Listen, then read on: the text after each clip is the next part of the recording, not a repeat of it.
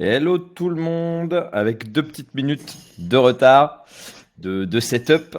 J'espère que tout le monde va bien. Je vois qu'il y a déjà un petit peu de monde sur le chat et tout. Donc n'hésitez pas à nous dire d'où vous venez.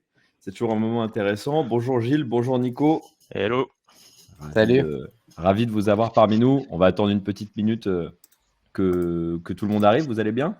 Bah écoute, ouais, nickel. Franchement, un peu. Alors je risque de tousser un peu comme un crevard. Je suis absolument désolé, j'ai un peu mal à la gorge, donc j'aurai la décence de me mute pendant le webinaire. Voilà, comme vient de faire Nicolas, parfait. Tu vois, c'est le bon Merci. exemple.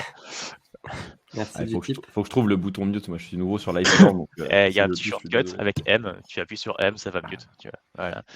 À mon âge, c'est difficile. J'ai 30 ans depuis hier. Maintenant, je ne suis plus sûr de savoir utiliser les ordi. Putain, c'est moi le plus vieux ici. J'ai 33. Merde. Ouais, C'est bon. c'est la vie, Ouais, malheureusement. je vois ça.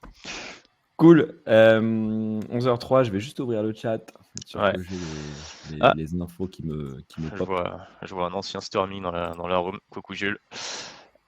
Et sinon, bah écoute, bah tu sais quoi? En vrai, les gens dans le chat, si vous avez genre des changements de pricing qui arrivent, laissez lever la main, j'en sais rien, mettre un petit emoji. Dites-nous pricing dans le chat. Voilà. Vous avez des changements de pricing, vous posez la question, envoyez un petit truc dans le chat, comme ça au moins on sait à qui on a affaire, pardon. Exactement. Et puis voilà. Donc typiquement, nous, voilà, je vais le mettre parce que effectivement, on a des sujets de pricing en ce moment. Mais qui n'en a pas? Mais qui n'en a À pas part ceux qui n'ont toujours. pas de boîte. Mais... très bien. Bon, bah, on va démarrer. J'ai une petite habitude qui est d'introduire les speakers moi-même, puis d'être sûr de ne surtout rien oublier. Mais du coup, pour donner un petit peu de contexte à cet événement, donc moi je m'appelle Lucas, je suis le fondateur d'Hyperline, qui est un outil de billing pour les boîtes SaaS. Qui essaye de rendre le billing et notamment les changements de pricing hyper simples. Et on organise une série de webinars, souvent en anglais, mais ça fait plaisir aujourd'hui de pouvoir le faire en français aussi. Il y a des gens qui sont super bons en pricing en France. Et du coup, le but, c'est essayer un petit peu de démystifier les sujets pricing. Aujourd'hui, on va parler de migration. Et il y a 2 personnes, ça nous fait super plaisir d'avoir pour en parler. Il y a Gilles, qui est la première personne. Gilles, qui est le CEO de Livestorm. Livestorm qu'on connaît depuis longtemps. C'est une des petites fiertés françaises. Notamment, on en a entendu beaucoup parler pendant le Covid. Nous, quand on faisait des webinars, Nico, si tu te rappelles, beaucoup de webinars. Livestorm, c'est de 2016 que Gilles a fondé en sortant d'école. Et aujourd'hui, c'est quand même plus de 5000 boîtes dans le monde. Donc, Ouais. franchement, bravo. J'ai rien oublié. Non, t'as rien oublié, merci beaucoup, c'est très cool. Qu'est-ce que je peux rajouter d'autre à ça, cette magnifique intro? Non, écoute, c'est cool. On a eu beaucoup de changements on a eu en vrai, c'est ce qui est assez intéressant c'est vrai que j'arrive un petit peu sur ce call, mais en vrai, on n'a pas eu tant de changements de pricing que ça, hors dehors des 2-3 dernières années où pour le coup, on a fait des changements quasiment à 180 degrés, donc ça va être intéressant. Je pense on s'est beaucoup reposé sur des acquis et maintenant, en fait, on a fait ce changement un petit peu tard, mais on le regrette vraiment pas et je pourrais partager quelques chiffres, c'est assez intéressant. Top. Et Nico, du coup, bon, Nico, on se connaît depuis très longtemps, je ne te présente plus. Mais du coup, que j'ai rencontré en arrivant chez Spendesk, pour la petite histoire, la première fois que j'ai rencontré Nicolas, il m'a engueulé pour une sombre histoire de feature pas sortie. C'est la première fois qu'on s'est parlé. Mais Nico, donc 5 ans chez Spendesk, où tu as l'idée tout le revenu, si mes souvenirs sont bons, le 0 à 20 ou 30 millions d'ARR, donc kudos sur ça. Depuis, tu as fait plein de choses. Tu as lancé une non-profit sur le vitiligo, dont tu as beaucoup parlé sur LinkedIn. Tu as aussi lancé un média qui s'appelle millefeuille.ai. Qui, si mes souvenirs sont bons, reprend un petit peu toutes les tendances, fait des deep dives, c'est écrit par des ingés, ça fait des deep dives sur les sujets AI du moment, c'est sur Substack, ça s'appelle millefeuille.ai, donc si les gens veulent aller le lire. Et puis tu nous concoctes des petites choses à venir aussi, si mes souvenirs sont bons. Ouais, c'est ça. Bah écoute, c'est quasiment 7 ans chez Spendesk, une belle épopée. On a démarré ça avec Lucas en 2016, différentes phases de croissance. Et on a dû changer, j'ai compté hier 6 ou 7 fois de pricing. Alors soit de structure, soit de price point, au fur et à mesure qu'on montait dans le marché, qu'on sortait de nouveaux produits. Et c'est un sujet qui est passionnant parce que je trouve que ça concerne toute l'entreprise et ça a un fort impact sur la stratégie. Donc moi, c'est toujours un sujet dont je parle avec plaisir. Bah, tu sais quoi, je pense que c'est une très bonne introduction pour le premier sujet. On va enchaîner sur Spendesk parce que j'ai un peu de contexte. Mais pourquoi changer 6 ou 7 fois de pricing? C'était quoi le challenge à chaque fois? On s'est trompé autant de fois que ça? Bah, pour la petite histoire, Spendesk, à la base, nous, on faisait des cartes virtuelles à usage unique. Donc, c'était un produit, un seul workflow qui était magique, qui pendant quelques années attirait tout un tas d'utilisateurs. Et on vendait ça à 19 € par mois. Aujourd'hui, les paniers moyens, ils sont plusieurs dizaines de fois supérieurs en moyenne. Et donc, il y a eu beaucoup de chemin qui a été fait. Donc, Au début, nous, ce qu'on faisait, c'était un pricing qui permettait comme toute boîte SaaS, de lender des clients sans friction. C'était vraiment l'objectif qu'on poursuivait. Et donc, il fallait finalement se positionner sur ce qu'ils sont en habitude de payer. Donc, généralement, ce qu'on fait quand on lance une boîte, c'est qu'on fait du competitor-based pricing. Donc, on regarde un peu, je fais un outil de sales automation, ça coûte combien sur le marché? Ah, ça coûte 15 € par utilisateur, je vais pricer comme ça. Puis au fur et à mesure qu'on avance, on comprend un peu mieux la valeur qu'on crée et on commence à essayer d'aligner davantage notre structure de prix avec la valeur qu'on crée et essayer d'aligner les incentives. Donc nous, au fur et à mesure qu'on sortait du logiciel, des features, notre bundle augmentait en valeur et donc on a dû plusieurs fois s'y reprendre pour redécouper les bundles au fur et à mesure aussi qu'on adressait différents segments. Donc, je pense que derrière le pricing, c'est plutôt une question dans un premier temps, de segmentation du marché. On démarre où sur un segment donné. C'est une question de la willingness to pay, donc la proportion à payer des clients. Ça s'achète combien aujourd'hui, ce genre d'outil et au fur et à mesure qu'on développe sa marque, sa proposition de valeur, là, on peut commencer à optimiser davantage notre structure de prix pour d'autres objectifs stratégiques. Ça peut être des objectifs d'optimiser la valeur par client, ça peut être des objectifs de rentrer dans des accounts peut-être plus gros, qui veulent plus de certitude sur leur prix, et donc avoir des fees qui sont plutôt fixes. Donc voilà, tout un tas de raisons stratégiques, je pense, et de maturité qui fait qu'on a changé 6 ou 7 fois, sachant que parfois on change la structure en tant que telle, et parfois uniquement on optimise les price points. Donc il y a vraiment ces deux travails-là qu'on a fait, quoi. Gilles, t'as fait pareil, parce que quand Livestorm est sorti, il y avait Google Meet, c'était gratuit. Je me rappelle plus exactement 2016, mais ça devait être dans ces eaux-là. Écoute, nous, on a été un peu jeunes et fous. Je pense qu'on s'est pas trop posé la question du pricing, très honnêtement. En fait, on a eu la réflexion très candide de se dire, il y a des standards de marché qui sont plus ou moins à la licence, dans tel range de prix, etc. Et on avait cette réflexion de positioning qui était, on voulait être accessible à du SMB first, SMB to mid. Donc, on va scaler tout en restant un minimum premium, tu vois. Et du coup, on va scaler sur les prix de tel concurrent, voire faire un tout petit peu moins cher qu'eux, et basta. Et en vrai, c'était la première hypothèse qu'on a eue. Et au final, en fait, c'est plutôt bien passé from the get-go. Et du coup, on est resté avec ce truc-là pendant. En fait, on a juste fait des ajouts. En fait, on a juste rajouté des limites, des machins comme ça, des motion upgrades, mais on est resté avec ce pattern, en tout cas, de licence-based qui démarrait à 89 € par mois pour, je sais plus, 100 ou 150 participants, je sais plus exactement. Enfin, live attendees, et on est resté avec ce pattern jusqu'en 2021. Tu vois, on est resté quasiment 5-6 ans avec, quoi. Mais parce qu'en fait, on avait aussi, je pense que contrairement en fait à Spendesk qui arrive, où du coup ils arrivent, ils disruptent un marché, ils arrivent quelque chose de très très nouveau et on ne sait pas exactement comment ça va se pricer. Nous, on avait des benchmarks dans tous les sens. Il y avait soit des free tools, soit des trucs B2B professionnels, et donc en fait, tu avais des benchmarks dans tous les sens et c'était facile de scaler sur une grille. Exactement, tu avais des WebEx. Donc en fait, tu savais exactement où te positionner par rapport à ton positioning, et ça, c'est quand même assez cool. Nous, au début, on était quand même. Spendesk, c'est une licorne française en fintech qui fait des solutions de gestion des dépenses achats pour les entreprises. Mais à la base, donc c'est une plateforme horizontale. Mais à la base, on faisait de la carte bleue. Donc dans la tête des clients, on était benché contre des solutions de corporate card qui sont gratuites. Donc ça tirait pas mal de prix vers le bas. Mais au fur et à mesure qu'on a ajouté du software qui permettait des fonctionnalités de contrôle et puis des fonctionnalités de gestion des dépenses post-achat, ce qu'on appelle du pré-bookkeeping, bref, technique, on a réussi à se repositionner différemment. Donc pour moi, c'est une question vachement de positionnement et contre quoi on veut se bencher dans la tête des clients. Ouais, puis au final, c'est comme tu dis, tu vois, il y a Javier dans le chat qui dit pricing et la valeur apportée, mais en vrai, c'est un peu ça. C'est parce qu'à partir du moment où tu rajoutes du software, du machin, tu commences à consolider une plateforme, tu commences à lui donner finalement une identité qui est un peu particulière et donc un positionnement qui est un petit peu unique, entre guillemets. Et donc après, à partir de là, tu peux te permettre en fait de sortir des benchmarks, de pricer up market, etc., quoi. Donc, mais vous avez dit un truc tout à l'heure là sur l'ICP. Nico, tu as parlé d'ICP qui change, on a parlé d'augmentation de prix en même temps. Donc l'augmentation de prix sur l'ICP qui grandit, je comprends. C'est-à-dire si je démarre sur des toutes petites boîtes qui payent 19 € et après j'arrive sur Doctolib qui va me payer 50 000, ça me paraît cohérent. Mais il y a aussi de l'augmentation de prix. Nico, le panier moyen, il n'y a pas que l'ICP qui change, il y a aussi de l'augmentation de prix sur des clients qui finalement ne changent pas vraiment de taille. Enfin, j'imagine.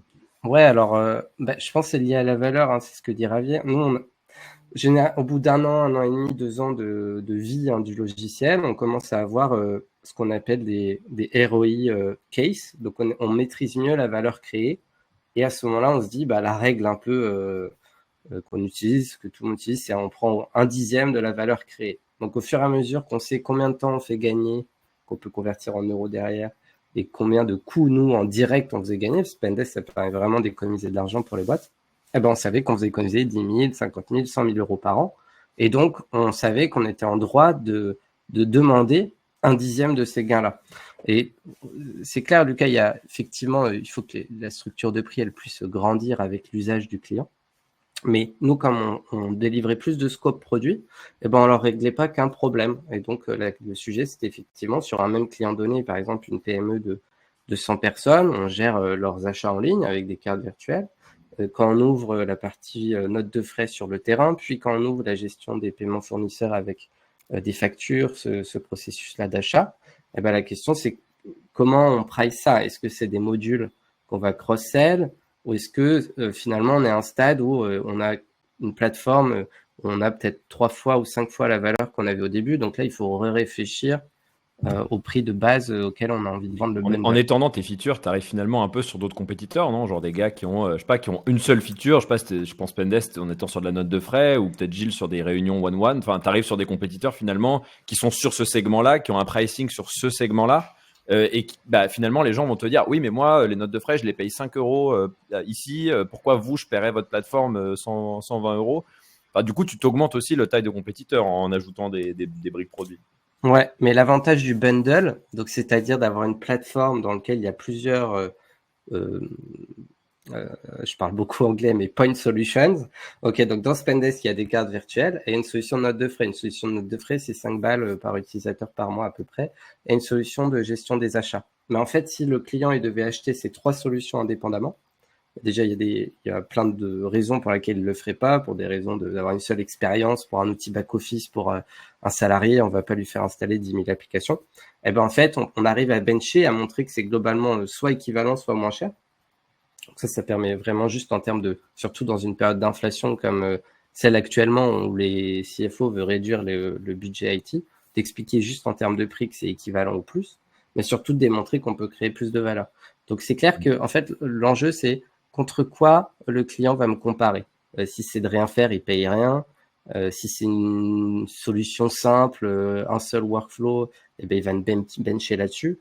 Donc c'est dans la vente ou alors sur son website, si on a une vente sans sales, qu'il faut réussir à faire mûrir dans la tête du client la solution qu'on est en train de vendre, la valeur qu'on crée, et expliquer ce ROI case qui fait dire que oui, je peux gagner 100 000 euros par an ou 50 000 euros et donc je vais payer ça 500 ou 5 000 euros par an, quoi. Gilles, tu as ça aussi?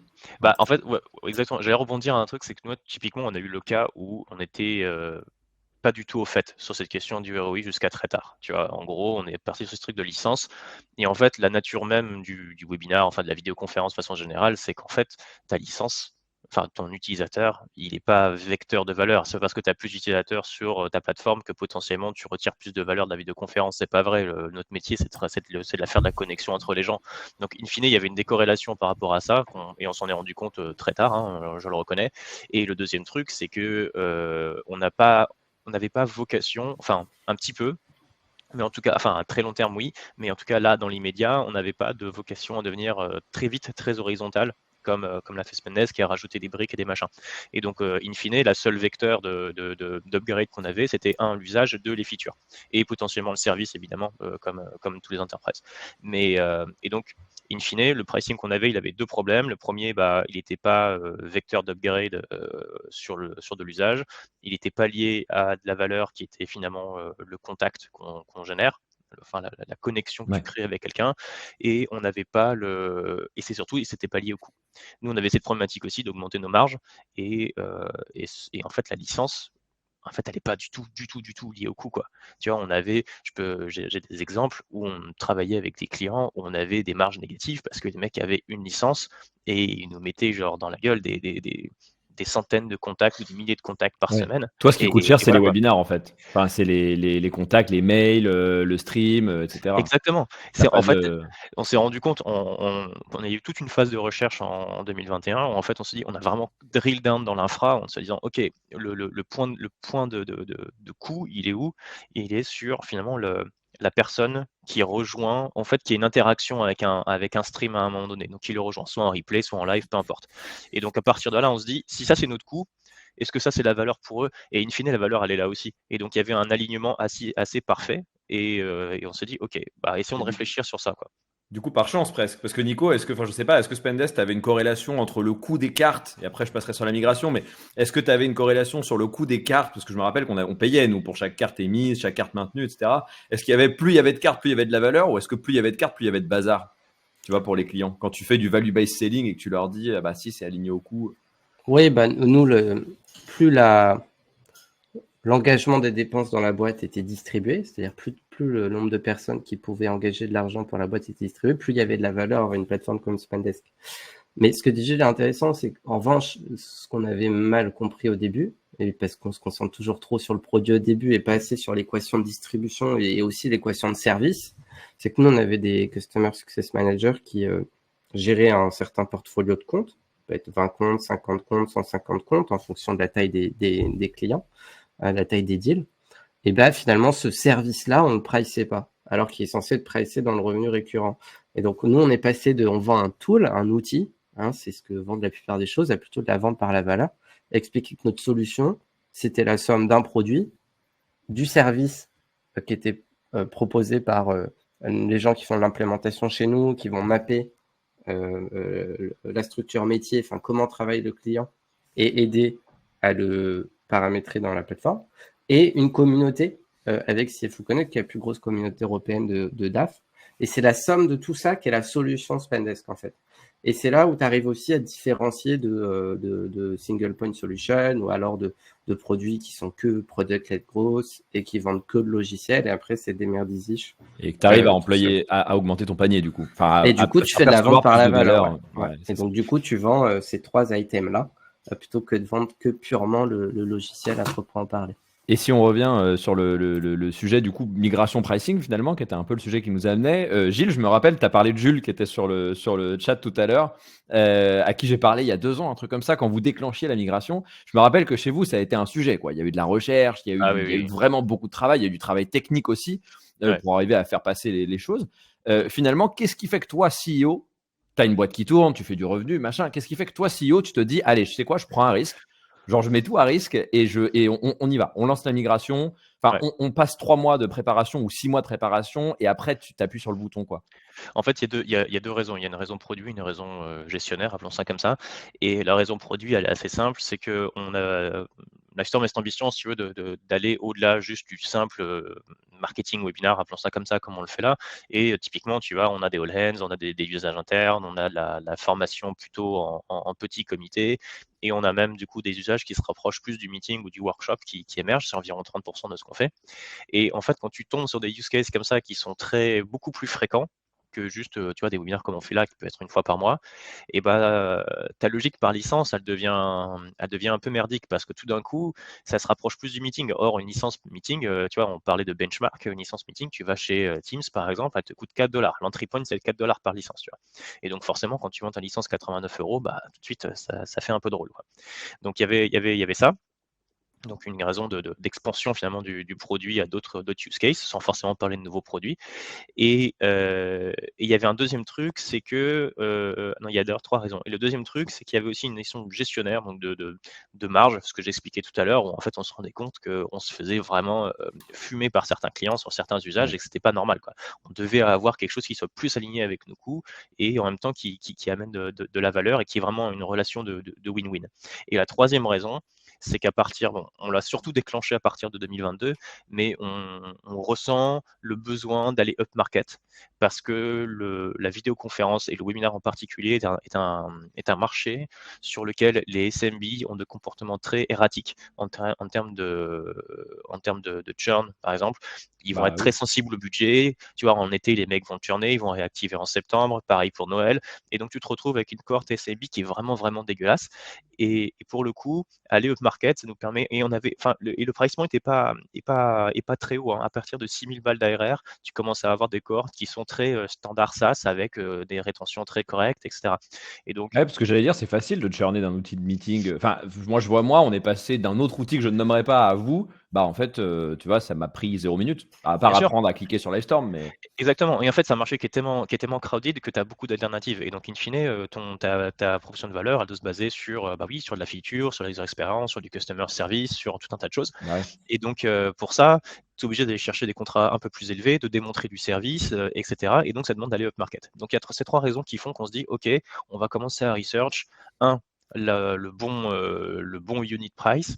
2, quel est le bon price point pour aller dégager, on va dire pas proactivement, mais on va dire organiquement Ouais. tous les petits comptes. Et voilà. Et au final, on Pour cette vos France, bien sûr. exactement. Et du coup, on arrive sur cette logique de usage base où en fait, on se dit, nous, on va arrêter de réfléchir en licence et on va réfléchir en pricing à l'usage. Ça nous a pris, on a dû commencer la réflexion, je sais pas, je pense Q2 2021, pardon. Et donc, et je pense qu'on a déclenché le truc en décembre. Et ça nous a pris tant de temps que ça, parce qu'en fait, on a fait des milliers des milliers, des centaines en tout cas de simulations sur, tu vois, genre, qu'est-ce qui arrive sur le churn en worst case scénario, qu'est-ce qui arrive sur l'ARR, quel est l'upgrade, si tous les mecs font tel usage avec des paramètres très fins de temps de participants, etc., quel est l'impact sur la grosse margin. Et en fait, dans tous les portfolios de cas de simulation qu'on a pu faire, en fait, à chaque fois, on retombait quasiment sur ce qu'on voulait et on a réussi à définir finalement des grilles de unit price qui nous permettaient d'être dans les clous, quoi. Nico, tu as mis le même investissement sur les 6 changements de pricing à chaque fois. Tu as fait aussi 6 mois de recherche. Enfin, après, c'est différent parce que Gilles est CEO, donc entre guillemets, il peut dire bon, les gars, on change de pricing demain matin, débrouillez-vous. Toi, à l'époque, il fallait mettre d'accord tout le monde. Il y a Maïlis que j'ai vu sur le chat, il y avait Rod, il y avait nous à la tech. Enfin, il fallait mettre d'accord déjà 10 personnes pour arriver à faire marcher le truc, quoi. Ouais, bah, je sais pas si tu te souviens, mais le pricing initial qu'on avait, la structure de prix plutôt, elle nous posait pas mal de problèmes. Déjà, vous shipiez de plus en plus de logiciels et je me souviens que le sujet c'était OK, mais les gars, à un moment, quand est-ce que vous comptez capturer la valeur puisque le produit qu'on a, ça fait il est 5 ou 6 fois plus puissant ce qu'il y avait il y a un an. Donc ça, c'était un sujet un peu récurrent. Puis je sais pas si tu te souviens aussi, on commençait à onboarder des clients à cause de notre structure de prix, parce que ça permettait aux vendeurs d'optimiser le montant des deals qui n'auraient pas dû être avec nous. Des clients qui voulaient que de la note de frais, genre je me souviens de 1000 Merci par exemple, qui avaient des équipes qui allaient en Chine, et donc il fallait faire de l'OCR sur du chinois, ce qu'on ne sait pas du tout, et qui aurait été beaucoup mieux avec d'autres solutions comme Concur et qui sont faits pour voilà, des grosses entreprises et tout. Et notre structure de prix était aussi bloquante, ça drivait des comportements mauvais. Et je pense qu'on avait tous envie de se dire, OK, on a une vision qui est de dire que l'avenir, et l'avenir l'a prouvé, c'est de créer une catégorie de produits qui s'appelle le spend management. Aujourd'hui, c'est ça que les directions financières cherchent. Et pour faire ça, il faut sortir on vend de la carte, on vend de la note de frais. Il faut partir sur un pricing on vend une plateforme avec un entry fee qui est à temps, et ensuite est pricé. Alors, c'est évolué dans le temps par utilisateur, par volume. Mais il y avait aussi cette envie d'aligner le prix avec notre compréhension stratégique du positionnement et de la vision de la boîte dans ce que vous voulez en faire. Et c'est ça qui a drivé, je pense, le changement structurel de prix, passer du user à un plateforme fee plus un fee variable. Donc, c'était vraiment cette combinaison ça commençait à partir en cacahuète. On onboardait des mauvais clients, on gardait des mauvais clients qui nous ont Ça, c'est un truc qui arrive souvent, hein. L'onboarding. Enfin, moi, je me rends compte, je parlais à une copine qui a une boîte il y a 3 jours qui m'a dit on a viré une grande partie de la customer base qui nous faisait 80% du support pour 3% du revenu. Enfin, c'est absurde quand ils pensent. C'est littéralement le ratio qu'on a, hein. Enfin, fondamentalement, Ouais. c'est ça. Enfin, les 3%, c'est pas exactement vrai, mais en vrai, tu vois, nous, on a cette cohorte PV1. Alors, désolé Jules, tu as des PTSD quand je dis PV1 ou PV2, mais en gros, quand je dis cohorte PV1, c'est tous les mecs qui étaient sur le legacy pricing à la licence. que du SMB, que des ARPA très bas, tu vois, à 100 balles, machin, alors que la target qu'on avait, c'est plutôt 300, 400 € d'ARPA. Ouais. Et ça nous bouffait énormément de support. Et en fait, on a dégradé on purpose en finalement cette cohorte. On l'a dégradé à partir de juin 2022, à partir du moment où en fait on a vraiment release le nouveau pricing pour tout le monde, y compris pour les gens en self-service, et on l'a laissé finalement se casser la gueule. Et tu vois, elle est passée, j'ai noté ici, on était 66% du revenu un peu moins de 60% du revenu en janvier 2023 à 25% aujourd'hui. Donc on l'a laissé vraiment se casser la gueule complètement. Il y en a certains qui ont fait la transition, qui sont passés au nouveau, et certains juste qui sont partis, Ouais. et en fait c'est fine, quoi, tu vois. Parce que c'est devenu trop cher pour eux, en fait. Enfin, le nouveau, c'est devenu pas rentable pour eux. Bah, c'est devenu pas rentable pour eux, c'est devenu trop cher pour eux, mais en fait, c'était aussi le bout du voulu, tu vois, d'essayer Oui, d'augmenter les prix. Parce qu'en augmentant les prix, tu fermes la porte, tu aliènes certaines catégories de clients, et c'est tout à fait OK. Ils seront bien mieux avec d'autres softwares, il n'y a mais pas de t'en as souci. peut-être gardé qui se sont dit au final, bah c'est vachement bien en fait. Enfin, finalement, je Bien vais sûr. l'utiliser beaucoup plus parce qu'il y a d'autres features. Ouais, bien sûr, et parce que en fait, ils ont compris aussi le move. Enfin, tu sais, il y a aussi ce truc aussi où tu leur dis, tu leur montres un peu, et je pense, on en parlera, j'imagine, un petit peu dans la communication, tu vois, mais il y a des moments donnés où tu leur montres aussi un peu la réalité des choses. Tu leur dis, bah, en fait, on fait pas d'argent sur votre compte, c'est pas rentable pour nous, donc on fait ce move-là, etc. Après, tu peux avoir ce truc de leur dire, on va pas vous faire 300% d'augmentation dans la gueule, évidemment, parce que sinon, ça serait un petit peu dur à avaler. Mais par contre, on va faire 5, 10, 15, 20, j'en sais rien. Mais comme ça, au moins, vous passez sur le nouveau pricing, qui en plus va bénéficier des nouvelles features. Donc, tu vois, c'est cette logique-là aussi. Et nous, on prend un upgrade qui nous permet de revenir à des marges plus correctes. Et voilà. Bon, tu vois, il faut essayer de trouver un espèce de terrain de win-win quand tu expliques cette transition, quoi, qui est un peu complexe parfois. Justement, parlant de ça, enfin, Nico, je sais pas si tu te rappelles, mais un jour, il y avait eu un move de boss, on avait reçu un mail d'Intercom, c'était un lundi matin, je me rappelle, un mail absurde, 4 lignes qui nous disait bonjour, votre pricing vient de passer à 4 fois le prix initial. Et on s'était tous regardés en mode, bah, de toute façon, enfin, on va pas partir, on est, excusez-moi du terme, on est baisé, quoi. Donc, on va garder Intercom. C'est un peu brutal comme migration, c'est un peu le boss move quand tu sais que personne va te churner, ou quand, comme Gilles, tu te dis, bon, bah, de toute façon, cette cohorte-là, on est prêt à les perdre parce que c'est pas rentable pour nous. Mais parlons peut-être communication. On peut pas faire ça. Si mes clients, c'est Carrefour, machin, qui me rapportent pas mal, je vais pas leur envoyer un mail. Bonjour, votre pricing, c'est 4 fois le prix. Donc, admettons, une fois qu'on prend la décision, et après, il y a plein de trucs aussi, process interne, etc. Mais une fois qu'on prend la décision, finalement, c'est un peu comment je gère ma migration. Est-ce que je balance des mails? Est-ce que je le fais automatiquement? Est-ce que c'est mes CSM? Ça dépend. Je pense que vous avez tous les deux des tailles des SIV à peu près similaires, donc des milliers de clients. Tu peux pas faire à la main 5000 clients. Enfin, comment ça se passe, Nico, peut-être chez Spendesk, comment ça se passait ça? Bah, pour l'histoire, moi, dès qu'on avait reçu ça, vous me l'aviez dit, j'avais appelé le boss d'Intercom en Europe à l'époque, qui était un Français, et qui avait engueulé ses équipes parce qu'ils avaient traité un client qui était à fort potentiel et qui rapportait aussi de l'argent d'une manière complètement volumique. Et ça avait impacté la relation. Et une mauvaise expérience de ce type-là, il faut ensuite 5, 6, 7 bonnes expériences entre la marque de cette boîte-là et nous pour rattraper le truc. Donc je pense que le principe de base, c'est de dire comment nous, on aimerait être traités. Et après, donc ça, c'est plus pour se projeter dans l'expérience qu'on a envie de délivrer. Et après, partir de là. Ok, idéalement, on appelle tout le monde et on leur explique le pourquoi, ce que ça change pour eux, ce que ça va leur apporter de manière positive, et pourquoi on le fait, et ce que ça va nous permettre de faire aussi. Ça permet d'investir davantage. Voilà, ça, c'est l'expérience idéale. Donc ça, on peut le faire que peut-être nos gros clients, ou le top 10, ou le top 50. Et après, il faut dégrader ça, tout en essayant de conserver ça dans l'esprit. Je pense que ça dépend de la culture de l'entreprise et des contraintes financières ou opérationnelles derrière. Mais nous, dans la culture chez Spendesk, on avait à cœur de mettre le client au cœur de nos services. Et donc, on partait de là. On se disait, OK, c'est pas nous d'abord, on fait pas ça pour des raisons économiques. On fait ça parce que c'est mieux en termes de valeur créée, on est plus aligné, on récupère vraiment la valeur concrète. Ça nous permet aussi que le produit se déploie plus dans les boîtes des clients. Aujourd'hui, on savait que c'était bloquant de pricer par utilisateur. On savait que nos clients, ils mettaient un seul siège pour 5 personnes et que c'était pas l'expérience qu'on voulait délivrer. Ouais. Ça, c'est ce genre d'argument qu'on utilisait. Et après, par segment sur le marché, il faut segmenter sa base client et ensuite réfléchir à comment on traite les choses indépendamment. Mais je pense que le point de base, c'est qu'est-ce qu'on a envie de délivrer comme expérience, sachant que la marque, ça se détruit très vite.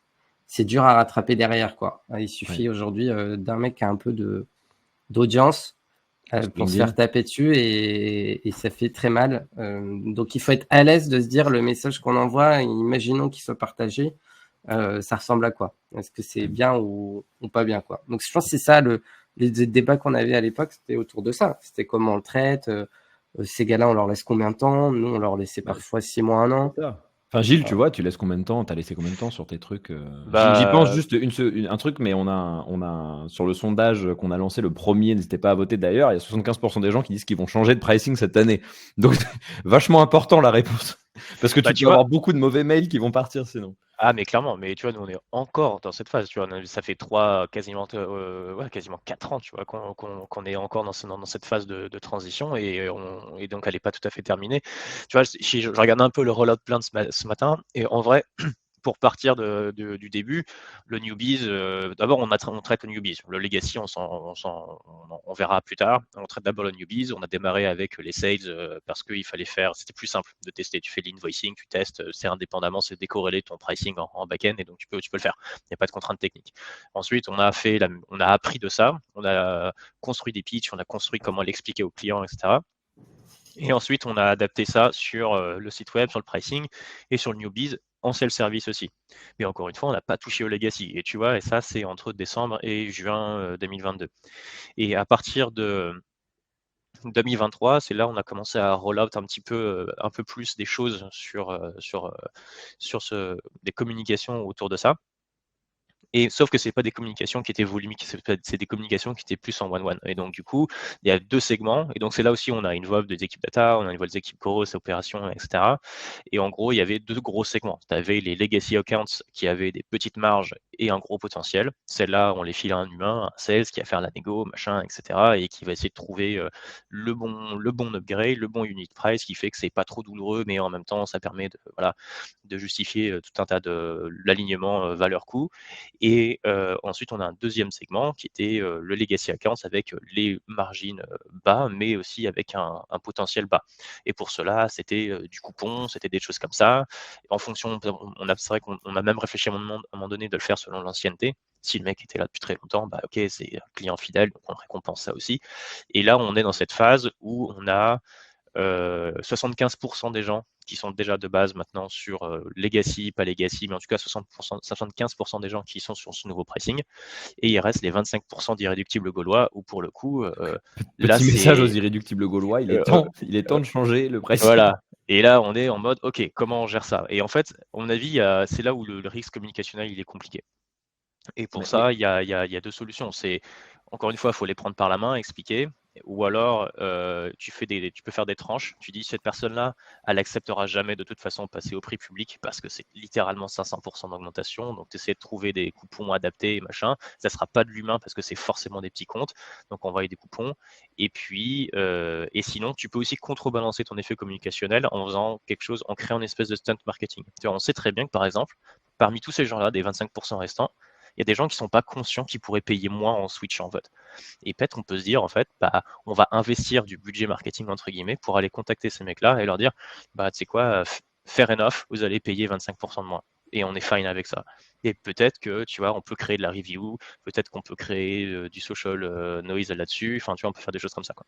Ouais, c'est intéressant. Mais est-ce que tu incentives, juste question, Dinko, avant que tu parles, mais est-ce que tu incentives les CS et les sales plus du coup sur le nouveau pricing, parce qu'il y a quand même un sujet où en fait ton équipe elle appelle, etc. Nico, chez Spendesk, tu faisais peut-être ça. Est-ce que tu incentives plus tes équipes à vendre le nouveau pricing du coup? Est-ce que tu over-index, je sais pas, tu ajoutes 20%, tu as un multiplicateur si tu vends le nouveau versus l'ancien? Moi, je suis plutôt adepte des plans de compensation simples. Ça ne veut pas dire qu'ils sont simplistes, mais pas brouiller les incentives. En revanche, ce que je recommande toujours, c'est pour créer de la confiance dans les nouveaux prix et de la même nouvelle structure, plutôt parlons de structure que des prix à proprement parler. Il faut tester sur les 2 populations. Il faut tester sur des clients existants et co-construire avec eux et tester sur des nouveaux clients. Nous, l'avantage qu'on avait chez Spendesk, comme 50% des boîtes de logiciels, le pricing n'était pas public. Ça permettait notamment d'onboarder des clients et tester très régulièrement, on avait cette hygiène-là, d'itérer très souvent, très régulièrement sur les price points, ce genre de choses. Donc, je pense qu'il y a une question de confiance à avoir dans l'organisation. Après, je je pense que personne n'est content de payer plus pour un service. Ça, c'est clair. Mais ce qu'il faut bien comprendre, c'est que vendre un prix, c'est une vente. On vend un nouveau prix. Et donc, si effectivement, la seule interaction que tu as avec ton fournisseur, c'est le jour où il veut augmenter les prix, il va y avoir un problème. On ne va pas comprendre. Moi, tu me contactes pour augmenter les prix sans que pendant quelques temps avant, tu m'aies chauffé sur toute la nouvelle valeur qui a été créée, sur à quel point ça va être mieux aujourd'hui par rapport à hier. Et du coup, en tirant le trait dans les 12 mois, voilà les sujets sur lesquels on va travailler. Et donc, du coup, voilà les nouveaux prix. C'est ça le discours de vente qu'il faut créer. Si je te dis que tu dois payer 2 fois plus cher, t'en penses quoi? A priori, tu vas me dire non. Ouais, clairement. Sauf si tu es bloqué. Mais si tu le fais avec le couteau sous la gorge, ça va pas être très bon en termes d'expérience. Il y a Mais des, c'est il y a clair des boîtes que qui cachent les update pricing. Enfin, genre, il y en a, je ne nommerai pas Stripe, mais c'est des exemples où en fait, ils le font passer un peu en mode ils envoient un petit mail, mais qui explique pas vraiment ça, dans lequel il y a une sous-partie, dans lequel ils en parlent vite fait. Et comme les pricing sont un peu nébuleux, parce qu'il n'y a pas de page dans le produit où tu peux traquer ton prix, ça, c'est pas ouf humainement parlant, mais finalement, ça peut bien marcher commercialement, hein, si tu as un oui, ça pricing à marche. l'usage. Après, le cas de Stripe, c'est un cas. Enfin, c'est ce qu'on appelle du leverage, quoi. Enfin, les mecs sont tellement gros et t'en dépends tellement qu'en fait, ils font un peu ce qu'ils veulent, quoi. J'ai envie de te dire, ils peuvent te mettre 1% de plus sur le truc. Enfin, peut-être que, je sais pas si tu vas te churner in fine, quoi. Donc, c'est là aussi où il y a. Mais je vais pas cracher sur les concurrents, mais la vérité, c'est que Zoom fait pareil, tu vois. Ils ont un pricing qui est tellement complexe à tiroir qu'en fait, tu peux rajouter un dollar ici, un dollar là, où du coup, ça va pas se voir ça va pas se voir tout de suite, mais ça va se ressentir. Pareil, tu as des pratiques du type, on va mettre pricing illimité. Et ça, c'est un grand truc aussi de mettre pricing illimité, machin, alors qu'en vérité, il n'est jamais vraiment illimité. Et la dernière pratique, c'est effectivement de faire des pricing pas publics. Sauf que et du coup, il y a beaucoup de cas où en fait, tu billes un peu à la tête du client et voilà. Sauf que ça finit toujours par se voir. Ça finit toujours par se voir. Les gens se connaissent. Tu vois, il y a des channels où on est tous là à se partager un petit peu les bons plans et les prix, les machins. La vérité, c'est que ça finit par se savoir, quoi. Donc, in fine, oui, il faut avoir un prix public, 2, être transparent sur le plus transparent possible, et Il surtout faut avoir un expliquer prix la valeur. public. Toi, tu dis il faut. Moi, je pense qu'il faut. Ça dépend. C'est là où je pense que si tu as un entry point dans ton produit, ouais, évidemment. Si tu es vraiment full enterprise, etc., je pense qu'il y a ce truc où est-ce que tu as envie de faire flipper la personne en disant. Il y a un truc psychologique, tu vois. Si ton prix démarre à 10 000 balles par mois, peut-être que tu n'as pas forcément. Ça sert à rien de le mettre. Swan le fait par exemple, tu vois. Ils ont une page pricing, alors que tu peux pas trop t'en demander tout seul, mais ils ont une page pricing 3000 balles par mois. Voilà. C'est la page, elle fait peur quand même. Mais ils le font. Ouais, alors, je sais pas, j'avoue, je suis pas dans ce cas-là, donc j'ai pas trop de learning sur ce truc-là, mais j'ai l'impression que de toute façon, plus le prix est élevé, plus c'est masqué. Et donc, en général, c'est une façon aussi d'aliéner une certaine partie de clients, comme on le disait tout à l'heure, et de confirmer un positionnement. Mais, tu vois, typiquement, moi, je sais déjà, je vais sur un tool, il n'y a pas de pricing, je me dis, OK, ça va coûter minimum 20K par an, en vrai, flemme, quoi. Donc, peut-être que voilà. Mais bon, je sais pas. Ça dépend du type de vente. Si on achète un outil, je veux dire, si demain j'achète des AirPods ou des AirPods-like, j'ai à peu près en tête, c'est l'arbitrage que je vais faire. Si j'achète une solution, c'est différent. Le prix, c'est la conclusion d'un raisonnement qui a été de prendre conscience de mon problème, que je l'ai priorisé, que j'ai bien compris mon cahier des charges, que j'ai identifié différents types de solutions. Finalement, le prix, il faut comprendre la fourchette dans laquelle je vais être. Est-ce que c'est 5 ou 10 000 par an? Est-ce que c'est 20 ou 30? Est-ce que c'est 100 000 ou plus? À partir de là, dans ces cas-là, les clients, ils veulent trouver la bonne solution. C'est ça leur stress. Est-ce que c'est le bon truc? Parce qu'une fois que je l'ai, je vais pas en changer tous les 4 matins, quoi. Donc, je dirais que ça dépend des marchés, ça dépend des solutions. Nous, je sais que ça nous a apporté de la flexibilité, ça nous a desservi parfois. Sur le bas du marché où ils achètent un outil, ça peut être A ou B, peu importe. Ça fait à peu près la même chose, hein. Comme on dit dans le SaaS, tous les poulets ont le même goût. Donc il y a à peu près 80% de fonctionnalités communes un peu partout. Ce qui fait la diff, c'est la marque, le service, ce genre de choses derrière. C'est pas dérangeant, je pense, d'avoir un pricing public. Mais quand on cherche encore le bon niveau de prix, parce que ça conditionne tout le reste, combien on peut dépenser en coût d'acquisition, combien on peut dépenser en service, combien j'ai besoin de capitaux pour grossir de telle taille, là, je trouve que ça apporte une souplesse, voilà, une flexibilité qu'on n'a pas en itérant sur les prix tous les 4 matins, quoi. Intercom, par exemple, quand ils savaient que tu étais client, il y avait des cookies, et donc tu te connectais sur leur website, impossible de voir la page pricing, il fallait aller en navigation privée, typiquement. Voilà, ça. Comme ça, Ça, tu vois c'est pas le genre quand de ils font choses des qu'ils changements. font. Enfin, tu le vois pas Voilà. facilement quand ils font des changements. Il y a une question de Charlotte sur le chat. Nico, tout à l'heure, tu as dit on prend un dixième de la valeur créée à peu près sur le pricing. Mais une vraie question, c'est en fait comment tu évalues la valeur créée finalement. Tu parlais de service, tu parlais de machin, donc tu nous donnes des blocs. Mais en fait, comment j'évalue financièrement parlant la valeur créée? Moi, j'ai l'impression qu'elle est quand même beaucoup drivée par les acteurs existants sur le marché. Le CRM, Salesforce a dit, c'est X par user. Donc, globalement, si tu arrives sur le marché, même si toi, tu as la sensation de créer 20 millions de valeurs, bah, ce sera quand même à peu près X par user. Comment tu évalues la valeur créée par ta communauté, par ton service, c'est du trial and error, genre tu meurs en essayant et puis tu baisses le prix, comment tu fais? Bah, là où tu as un très bon point, Lucas, dans le cas de Salesforce, qui est un bon cas, donc c'est des outils, mettons, pour des commerciaux.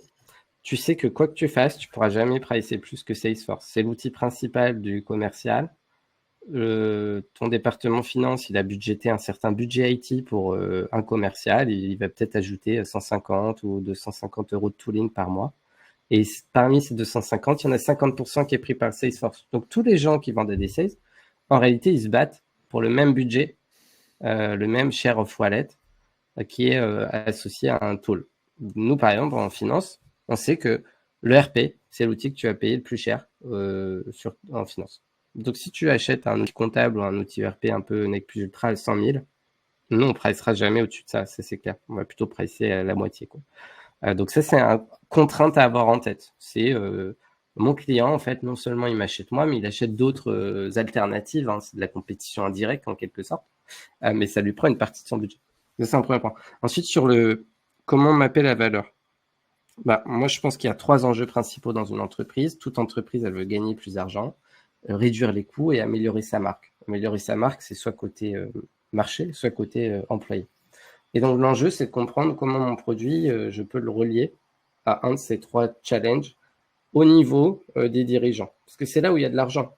Salesforce, ça coûte aussi cher parce que grâce à ça, je peux peut-être gagner 2, 3, 4 millions de CA en plus cette année. Donc, si tu me dis ça, bah oui, j'ai peut-être payé 300 000 euros si tu me permets d'en gagner 3 millions. Nous, typiquement, on était sur les 2 points de c'est mieux pour les salariés. Au quotidien, ça va beaucoup plus vite, ils gagnent du temps. Et ça fait gagner de l'argent. Donc, ça vient réduire les coûts. Et donc, on avait ce qu'on appelle dans la fonction achat les hard savings. Concrètement, combien d'euros je vais gagner en identifiant les transactions en trop, en évitant certaines dépenses, en étant plus proche de la manière dont le budget est dépensé. Un split test, ça sert à piloter vraiment. C'était le contrôle, je me souviens, qui jouait beaucoup dans le. Complètement, ouais. J'en sorte, quoi. Ouais, et puis contrôler et pas voir a posteriori 3-4 mois après les dépenses où on en est. Parce que et parfois, on n'a pas assez dépensé. Et on avait des moments où ça permettait plus de chiffre d'affaires parce que les équipes marketing ne dépensaient pas le budget alloué. Et les dirigeants étaient incapables de le savoir avant la fin du semestre. Donc, si tu donnes 200 000 euros à quelqu'un et qu'il n'en dépense que 80 000 en pub, il y a un problème. Le Spendesk, ça permettait à ce moment-là, une valeur très importante, de vraiment générer du business, quoi. Mais donc, il faut comprendre quel est l'enjeu high level sur lequel je vais faire ma vente et après, comment mon produit s'y ramène. Et après, trouver des manières, comment le client, il le voit. Quand on bill à des entreprises de services, par exemple, des gens qui vendent du jour homme, eux, ils n'ont aucun problème à convertir du temps en euros dans leur tête. Un dentiste, il sait que s'il fait 1 ou 2 prestats en plus dans la journée, il va gagner 75 ou 100 euros de chiffre d'affaires en plus. Donc, si je lui dis que je lui fais économiser 1 heure par jour, il va le convertir. Mais il y a des gens, ça ne parle pas du tout, ce genre de réflexion-là. Donc, il faut avoir en tête quelques outils internes qui est de dire, OK, toi, Lucas, tu es peut-être plus sensible au temps gagné par tes équipes de développement. OK, bon, bah ça, je sais que ça va compter pour toi. Donc, c'est là-dessus que je vais identifier la valeur créée. En ce moment, si c'est des budgets très low cost, des airlines companies, ce genre de choses à qui on vendait, bah, eux, ils sont très sensibles aux hard savings, à la marge. Ils ont ces raisonnements-là dans leurs entreprises. Donc, c'est assez simple de convertir. Je te fais gagner tant de temps, je te fais gagner tant d'argent. Et nous, on prend un dixième de ça. Donc, ça paraît OK, quoi. Mais on ne disait pas qu'on prenait un dixième. Hein. C'était juste que nous, on se disait, si on fait une proposition commerciale qui est supérieure à un dixième, qui est genre 1/3 des gains, là, ça risque de bloquer, quoi. Ouais. Et je vois l'heure juste, on avait dit 11h45 minutes, donc on va se donner 2 minutes de marge de rab. Mais Gilles, je voulais toucher un point quand même qui est un peu finalement le futur de ta migration. Parce qu'en fait, tu nous dis là, bah, moi j'ai migré, il me reste 25% de ma base. Bon, voilà, on va dire que les irréductibles gaulois, tu vas les grandes faveurs encore 3 ans. Voilà, bon, faut passer à autre chose à un moment. Ouais. Mais c'est quoi la suite en fait? Quand est-ce que tu rechallenges? Est-ce que là, en fait, tu es content? Tu te dis, la migration, elle est canon, j'ai fait plus de 20% de chiffre d'affaires, c'est formidable, on garde ça? Ou est-ce que tu es déjà en train de te dire, Ah non, en fait, peut-être que je le rechallenge dans 3 mois. Et si oui, comment tu vas approcher le truc? Bah, en fait, on a donc il y a plusieurs sujets. Le premier, c'est il y a des gens qui sont en legacy, qui sont typiquement CSMB, self-service, machin, qui étaient avec un low ARPA et donc avec qui on forcément, c'est pas qu'on n'a pas envie de bosser avec eux, c'est juste qu'on va pas y passer énormément de temps et donc du coup, ça sert à rien de les prendre au téléphone, etc. Donc là, il y a deux options. C'est soit on les laisse atteindre leur fin de cycle, c'est-à-dire que tu vois peut-être qu'ils vont turner d'ici un an et parce que finalement c'est raccord avec l'average de rétention et fair enough. Ou est-ce que du coup on fait, en fait, ou est-ce qu'on les bascule et pour les basculer, je pense que c'est ce qu'on va probablement faire cette année, c'est envoyer probablement une communication en disant ok, je vais pas te mettre au prix public parce que ce serait pas fair pour toi, ça fait longtemps que tu es là en plus, machin. Donc ce qu'on va te proposer, c'est de faire un upgrade. By the way, si on le fait pas, cet upgrade-là, ce discount, tu vas taper le prix public, ça sera pas cool pour toi. Ouais. Et en plus, ça te permettra de bénéficier de tout un tas de nouvelles features qui sont dispo uniquement sur ce plan-là, etc. Et on verra. Et on précipitera le destin et on verra ce qui se passe. Donc il y a ça. Et après, tu vas avoir. Et après, il y aura toute une. Et je sais qu'il y a environ 30 à 40% de ces gens-là où en fait, ces gens paieront moins ou pareil. Et donc, la question pour eux, elle se posera même pas. C'est juste, on va les switcher directement de façon transparente. Peut-être qu'on leur fera une petite communication sympa en disant, by the way, on vous a économisé tant. Et voilà. Donc Donc, voilà. tu es dans une optique opérationnelle, du coup, là, pour l'instant. Vraiment, je finis, je termine, je clean bien tout avant de repenser autre chose de nouveau. Ouais, alors si, il y a comme un deuxième truc, c'est que en fait, il y a un de learning qu'on se rend compte, c'est que le pricing tel qu'on l'a aujourd'hui, pour les gens en self-service, il est, tu vois, ça manque encore un peu de flexibilité. Le propos de self-service, c'est d'avoir la flexibilité de dire, surtout quand tu fais du webinaire, tu vois, typiquement quand vous m'avez contacté juste avant en me disant putain, il y a peut-être des gens qui vont arriver en plus, j'ai besoin d'avoir cette flexibilité-là pour pouvoir faire un bump Ouais. de usage, quoi, potentiel. Et donc on va basculer certaines features qui étaient normalement des features, on va dire, business et enterprise, on va les basculer côté self-service et potentiellement permettre aux gens d'acheter en fait des pockets d'extra, un peu comme des ouais, c'est ça, ouais, des petites poches en fait de participants, de contacts que tu peux ajouter un peu au fil de l'eau comme ça quand on a besoin, mais qui ne seront pas comptés dans tes contacts actifs par mois, quoi. Donc un peu comme un rab de forfait téléphonique quand tu es à l'étranger, quoi, si tu veux. Ouais, c'est Un ça. truc comme ça. Donc on réfléchit plutôt à des logiques qui permettent de donner énormément de flexibilité au self-service dans la seule optique de vraiment être sûr que nos clients sales sont adressés par les sales et qu'ils font que l'enterprise et qu'ils sont vraiment focus là-dessus.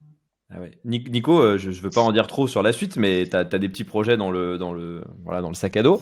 Comment tu vas approcher un peu le pricing dans le futur? Alors, je sais que c'est encore très, très early, mais sur les prochains projets que tu as, comment tu vas approcher ce truc pricing dès le départ? Il y a des choses que tu vas faire différemment, réfléchir le pricing initial différemment, avoir une stratégie peut-être beaucoup plus itérative, ou pas du tout, ou tu te dis on s'en fout pour les 2 premières années, on price très bas et on avise plus tard. Comment tu vas aborder le truc? Ouais, je pense que la première réalisation, c'est de dire que le prix, à nouveau, c'est la dernière étape d'un process qui est d'abord de réfléchir à son positionnement. Quel est le positionnement? Donc, quels sont les segments de marché où je vais me situer? Comment je segmente ce marché-là? Ensuite, il y a vraiment le sujet de quelle offre je vais leur donner. Donc, quel est le package produit? Quelles sont leurs alternatives? Et à la fin, quel est le prix? Mais je pense, moi, ce à quoi je suis beaucoup plus vigilant, c'est le matching entre le prix et la structure de distribution. Parce que vendre à 100 € ou à 1000 € ou à 10 000 € par mois, ça a un impact monstrueux sur combien ça va coûter à l'entreprise de grossir et comment on va distribuer ce produit-là. Je pense qu'il faut bien avoir en tête, c'est changer son prix, ça a un impact sur toute la chaîne. Le budget que je peux mettre en marketing, les équipes de vente, j'en ai pas, c'est du self-service. J'en ai en volume, en inside sales, j'en ai sur le terrain. Donc moi, je suis beaucoup plus sensible à. Je sais qu'il y a des prix en dessous desquels il y a certains canaux de distribution qui sont non viables. Et ça, on l'a appris chez Spendesk. Et il y en a au-dessus desquels ça marche tout à fait bien. Et il y a aucun souci. Outbound Donc à je pense 19 que € par mois. c'est ça 19 € par mois au téléphone, c'est difficile à maintenir. Après, l'histoire a montré que Spendesk a été capable de démarrer à 19 € par mois. Et le plus gros client de Spendesk aujourd'hui, c'est des contrats à 6 chiffres. Hein. Donc, je pense qu'il ne faut pas avoir peur de ça, mais il faut savoir comment ça va évoluer dans le temps. Et je pense qu'au début, il faut pricer pour l'ND facilement. Donc, si les gens sont habitués à acheter des tomates en grappes, il faut vendre des grappes. S'ils achètent à l'unité, il faut vendre des unités. Et peut-être qu'on veut capturer un certain... par exemple, en intelligence artificielle, le prix de l'application par utilisateur, il a été fixé par les mastodontes du marché. Donc, c'est en gros 30 € par utilisateur par mois. Nous, on va peut-être démarrer là, même si à terme... En B2C ou en business? En B2B. C'est gros, c'est l'expense, c'est 5 € par tête par mois à peu près. Le marché de l'applicatif, c'est un énorme marché. Donc, on parle des paniers moyens importants. Mais après, on va peut-être le pricer en volume, ça va être des workflows ou à l'usage.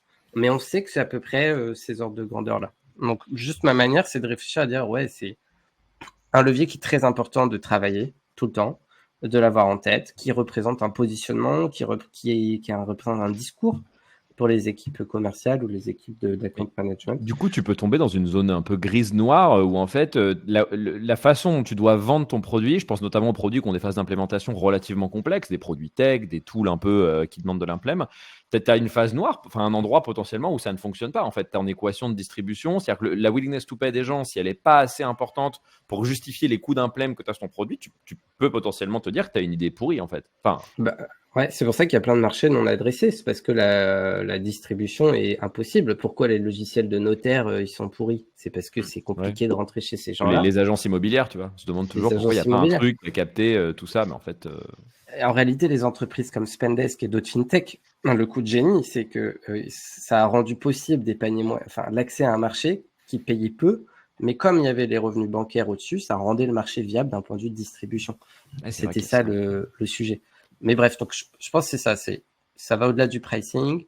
Ça a un impact important sur la distribution, combien on peut dépenser pour trouver nos clients et les servir. Et c'est itératif dans le temps. D'ailleurs, tu peux faire une réflexion à l'inverse. Tu vois, nous, on a l'exemple inverse où en fait, on a pour le coup, un concurrent qui a une force de distribution qui est massive parce que le price point est très bas. Tu vois, je parlais de Teams, l'entry point de la licence, il est à 4 $. C'est-à-dire que vraiment, si tu vois, quelqu'un qui veut faire une économie d'échelle, il a certes un produit qui est moins bien, mais il arrivera à faire une économie d'échelle qui est assez forte. Sauf que, et du coup, c'est ça aussi la réflexion du usage base pour nous, c'était de se dire, en fait, on enlève cette partie prix à la licence et virtuellement, on essaie d'augmenter un maximum le nombre de les workspaces, donc avoir un maximum de gens sur les workspaces.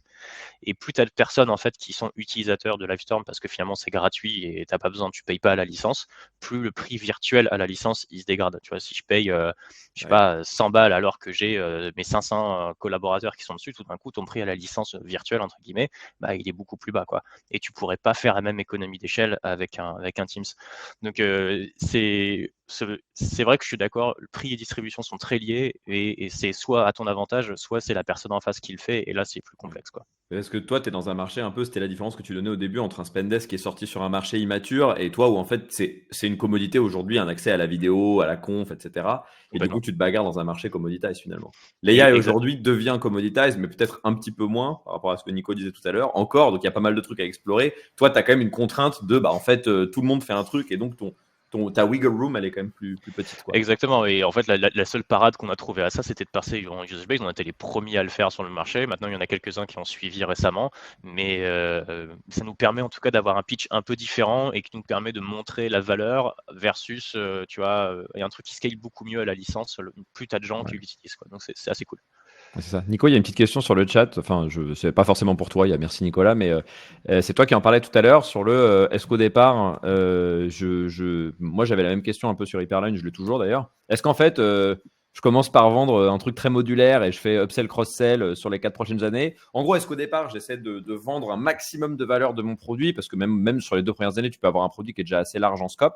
Est-ce que dès le départ, j'essaie de vendre un maximum de mon produit en attaquant très plateforme ou est-ce qu'au départ, j'ai plutôt une strat modulaire où en fait, je me dis, écoute, on s'en fiche du prix, on s'en fiche de la plateforme. Je veux déjà land un module en particulier ou 2 modules en particulier. Je sais qu'à Spendesk, on a beaucoup fait ça par moment, du land and expand. Et après, je cross-sell ou j'upsell au fur et à mesure du temps. C'est quoi un peu la reco là-dessus? C'est un vrai sujet. Il y a toutes les approches qui marchent.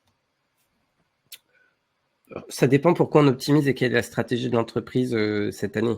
Si la stratégie de l'entreprise, c'est d'avoir des comptes, du coup, nous, on veut lender le plus vite possible, le plus de comptes possible, parce qu'une fois qu'on est dedans, on a une bonne rétention. Alors oui, on laisse de l'argent à la porte au début, mais on le récupérera plus tard. Bon, c'est une approche, on lend sur ce qu'on peut quand on veut, mais ça peut vite être le Far West. Il y a une deuxième approche qui est de dire, je sais que s'ils n'utilisent pas tout mon produit, ma proposition de valeur n'est pas différenciée par rapport aux alternatives. Donc, j'ai un outil de billing, j'ai un outil de facturation, j'ai un outil de monitoring, d'analytics. Voilà, s'ils n'utilisent pas tout ça, ça va être trop cher pour ce qu'ils ont sur ce module-là. Donc là, j'ai intérêt, moi, pour que le client soit content, à ce qu'il utilise tout. C'était un peu notre proposition de valeur chez Spendesk.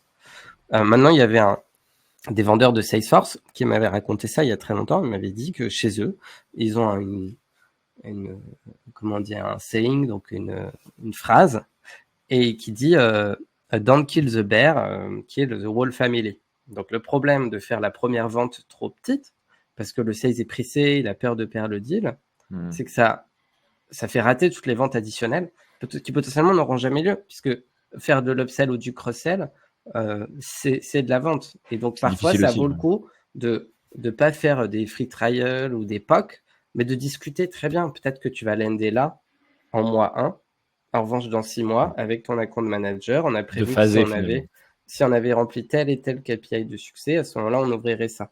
Et c'est peut-être ça qu'il faut faire. Le sujet, donc, n'est pas je land là et puis après, je passe au suivant. C'est j'essaie d'optimiser en fonction de ce qu'il faut pour gagner le deal, gagner ce compte, et en même temps d'avoir anticipé un phasing avec des critères de succès, quoi. Tu planifies ton cross-selling en fait finalement. Tu te dis non, j'ai laine sur un truc, mais en fait dans le contrat il y a écrit qu'on va déployer d'ici 1 an, et donc tu as vendu ta plateforme en donnant l'impression au client d'avoir vendu juste au départ une partie et un service. Ouais, la vente initiale et en fait de par exemple on va faire une base 1000, mais tu vas dépenser 100 le premier mois, 200 le mois 3, mais tout ça c'est déjà prévu. Moi j'ai déjà vendu 1000. Plutôt que de dire je vends 100 et si tu es content tu peux dépenser 200, 300, 1000. C'est deux choses différentes. Puis pour les DC, tu peux dire l'adoption, quoi. Ce qui est même mieux pour l'adoption, j'allais dire, tu vois, parce qu'au final, il y a ce côté un peu grenouille dans la bouilloire, quoi. Enfin, c'est-à-dire que le mec devient, tu le rends quelque part un peu hook à ton produit, à l'usage, machin. Il a ce sentiment où il passe des étapes et à la fin de la journée, de toute façon, tu as gagné, quoi. Ouais, mais si le prix est bien fait, ça permet de faire ce genre de choses. Et les migrations, c'est des ventes, c'est de nouvelles ventes qu'il faut faire. Et c'est souvent ça qu'on mésestime, c'est que ça s'anime comme des lancements de produits en réalité. On est en train de repackager un produit et le revendre. Et donc dans l'animation de la migration, nous on mettait des objectifs chiffrés, on n'en avait pas mis, ça avançait pas. Et sauf qu'un problème techniquement, à l'époque on n'utilisait pas Hyperline, techniquement c'était impossible d'avoir différents plans en même temps. On peut pas avoir 1000 clients sur le plan d'avant, 1000 sur le plan d'après. Ça commence à être c'était une tannée, impossible de sortir de nouvelles fonctionnalités. Enfin, ça crée, tu connais mieux que moi Lucas, mais il y a tout un tas de problèmes. Et donc il faut réussir à animer ça avec toujours ce petit tapis d'irréductible qu'il faut convertir un jour ou l'autre.